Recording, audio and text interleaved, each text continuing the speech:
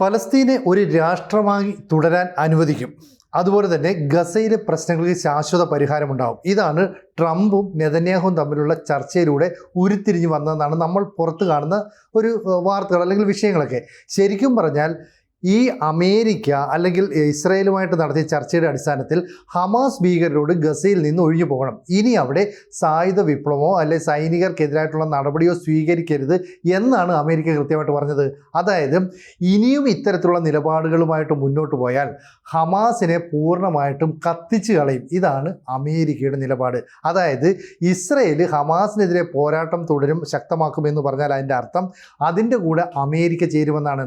അപ്പോൾ ഇവിടെ കഴിഞ്ഞ ദിവസങ്ങളിലൊക്കെ വന്ന വാർത്ത, ഖത്തറിൻ്റെ ഭരണാധികാരിയെ വിളിച്ച് ബെഞ്ചമിൻ നെതന്യാഹു ക്ഷമ ചോദിച്ചിരിക്കുന്നു. ഖത്തറിന് നേരെ അങ്ങനെ ഒരു ആക്രമണം നടത്താൻ പാടില്ലായിരുന്നു, തനിക്ക് തെറ്റുപറ്റിയതാണ് എന്നൊക്കെ പറഞ്ഞ് ക്ഷമ പറയുന്നു. ഇത് അമേരിക്കൻ പ്രസിഡന്റ് ഡൊണാൾഡ് ട്രംപിൻ്റെ ഒരു പ്രേരണ കൊണ്ടാണ് സംഭവിച്ചതെന്ന് പറയുന്നു. സ്വാഭാവികമായിട്ടും ഖത്തറിൽ അമേരിക്കയ്ക്ക് സൈനിക താവളമുള്ള സമയത്ത് ഇത്തരമൊരു ആക്രമണം നടത്തിയത് അറബ് രാജ്യങ്ങളെയും വല്ലാതെ ചൊടിപ്പിച്ചു. മാത്രമല്ല അമേരിക്കയ്ക്കും വലിയ ക്ഷീണമായിട്ടുണ്ട്. ഇപ്പോൾ അമേരിക്ക ഈ വെടിനിർത്തലുമായി ബന്ധപ്പെട്ട് 20ഓളം ഉടമ്പടികൾ മുന്നോട്ട് വെച്ചിട്ടുണ്ട്.